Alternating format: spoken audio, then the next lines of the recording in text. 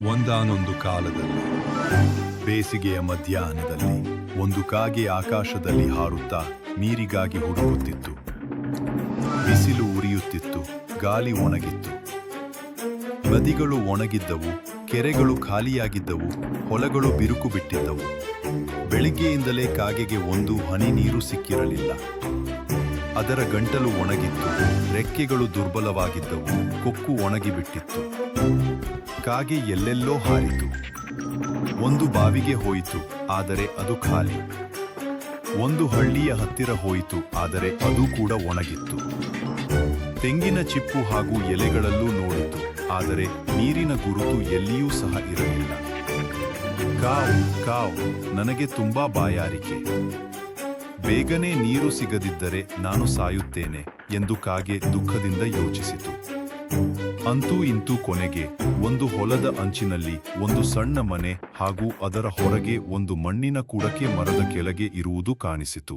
ಕಾಗೆಗೆ ತುಂಬಾ ಖುಷಿಯಾಯಿತು. ಅದರೊಳಗೆ ನೀರು ಇರಬಹುದು ಎಂದು ಭಾವಿಸಿತು. ಅದು ಕುಡಕೆಯ ಬಾಯಿಗೆ ಹಾರಿತು. ಒಳಗೆ ನೋಡಿದಾಗ ಹೌದು, ಸ್ವಲ್ಪ ನೀರು ಇತ್ತು, ಆದರೆ ಅದು ತುಂಬಾ ತಳದಲ್ಲಿ ಇತ್ತು. ಕಾಗೆಯ ಕೊಕ್ಕು ತಲುಪಲಿಲ್ಲ.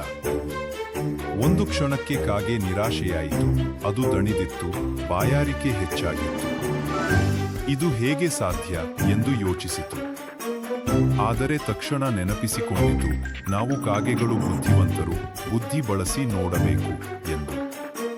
ಅದರ ಕಣ್ಣು ಕುಡಕಿಯ ಪಕ್ಕದಲ್ಲಿದ್ದ ಚಿಕ್ಕ ಕಲ್ಲುಗಳ ಮೇಲೆ ಆಹಾ, ಇದೇ ತಂತ್ರ ಎಂದು ಸಂತೋಷದಿಂದ ಹೇಳಿಕೊಂಡಿತು. ಕಲ್ಲುಗಳನ್ನು ಒಂದೊಂದಾಗಿ ಕೊಕ್ಕಿನಿಂದ ಎತ್ತಿ ಕುಡುಕಿಗೆ ಬಿಟ್ಟು ಬಿಟ್ಟಿತು. ನೀರು ಸ್ವಲ್ಪ ಎತ್ತರಕ್ಕೆ ಏರಿತು. ಮತ್ತೊಂದು ಕಲ್ಲು ಹಾಕಿತು. ಇನ್ನೂ ಸ್ವಲ್ಪ ಏರಿತು.